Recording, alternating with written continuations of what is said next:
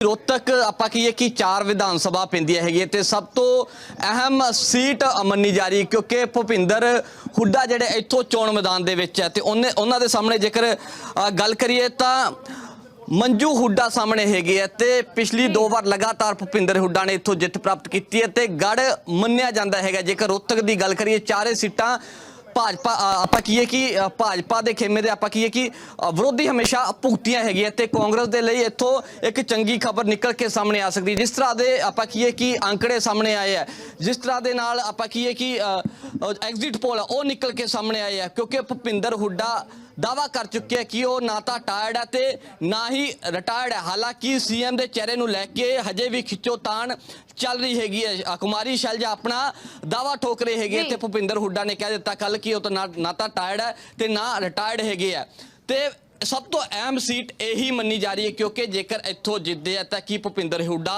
मुख्य मंत्री बन गए। जिस हिसाब के जेकर एग्जिट पोल की मनीए तो जेकर उस हिसाब के अंकड़े आते तो कांग्रेस की तुत्ती बोलने वाली हैगी है पर नतीजे बहुत बार आप कि कुछ होर निकल के सामने आते हैं पर जो ग्राउंड से स्थिति बनती है जो ग्राउंड के जो कुछ चलिया उस हिसाब के एग्जिट पोल निकल के सामने आए हैगे है। तो 8 बजे आप कि पहले रुझान निकल के सामने आने जो बैल्ट पेपर खुलणगे उस तो बाद 9 बजे आम जी मशीनां EVM खुलणगियां तो उन्हें बहुत सारी चीज़ां निकल के सामने आउणगियां। तकरीबन जेकर आप गल करिए 11-12 बजे के आस पास नतीजे साफ दिखाई देन लग जाएंगे। उस तो बाद आप कह सकते हैं कि हुण इत्थों कोई बहुता बदलाव नहीं होने वाला। आशु, आप इस वक्त में रोहतक में मौजूद हैं।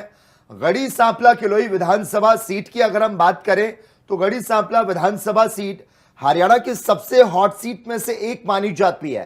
इस विधानसभा क्षेत्र में जीत के साथ पुराने रोहतक की सभी सीटों को जिताने का जो बोझ है वो भूपेंद्र सिंह हुड्डा पर कितना नजर आ रहा है? आश्वस्त तो नजर आ रहे हैं एग्जिट पोल के जो अनुमान सामने आए हैं, लेकिन क्या आत्मविश्वास से लवरेज है या फिर चुनौती है? वहां के लोगों की क्या कुछ प्रतिक्रियाएं सामने आ रही है?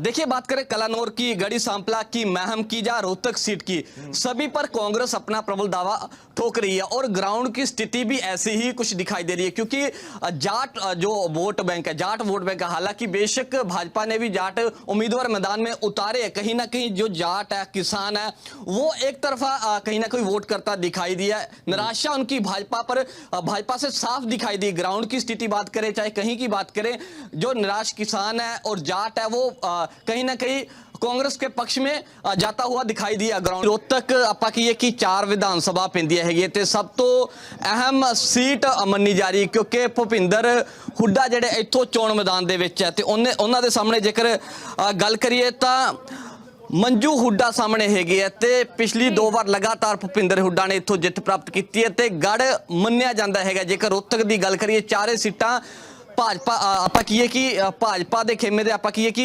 विरोधी हमेशा भुगतियां है ते कांग्रेस के लिए इतों एक चंगी खबर निकल के सामने आ सकती। जिस तरह के आप कि आंकड़े सामने आए हैं, जिस तरह के नाल आप कि एग्जिट पोल वो निकल के सामने आए हैं क्योंकि भुपिंदर हुड्डा दावा कर चुके हैं कि वो ना तो टायर्ड है तो ना ही रिटायर्ड है। हालांकि सीएम के चेहरे को लैके हजे भी खिच्चोतान चल रही हैगी है। कुमारी शैलजा अपना दावा ठोक रहे हैगे ते भुपिंदर हुड्डा ने कह दिता कल कि वो तो ना तो टायर्ड है तो ना रिटायर्ड हैगे है ते सब तो अहम सीट यही मनी जा रही है क्योंकि जेकर इत्थों जितते हैं तो कि भुपिंदर हुड्डा मुख्य मंत्री बन गए। जिस हिसाब के जेकर एग्जिट पोल की मनीए तो जेकर उस हिसाब के अंकड़े आते तो कांग्रेस की तुत्ती बोलने वाली हैगी है पर नतीजे बहुत बार आप कि कुछ होर निकल के सामने आते हैं पर जो ग्राउंड से स्थिति बनती है जो ग्राउंड के जो कुछ चलिया उस हिसाब के एग्जिट पोल निकल के सामने आए हैगे है। तो 8 बजे आप कि पहले रुझान निकल के सामने आने जो बैल्ट पेपर खुलणगे उस तो बाद 9 बजे आम जी मशीनां EVM खुलणगियां तो उन्हें बहुत सारी चीज़ां निकल के सामने आउणगियां। तकरीबन जेकर आप गल करिए 11-12 बजे के आस पास नतीजे साफ दिखाई देन लग जाएंगे। उस तो बाद आप कह सकते हैं कि हुण इत्थों कोई बहुता बदलाव नहीं होने वाला। आशु, आप इस वक्त में रोहतक में मौजूद हैं। गढ़ी सांपला किलोई विधानसभा सीट की अगर हम बात करें तो गढ़ी सांपला विधानसभा सीट हरियाणा की सबसे हॉट सीट में से एक मानी जाती है।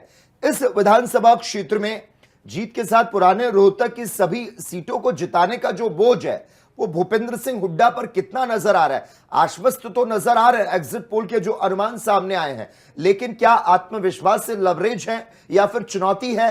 वहां के लोगों की क्या कुछ प्रतिक्रियाएं सामने आ रही है?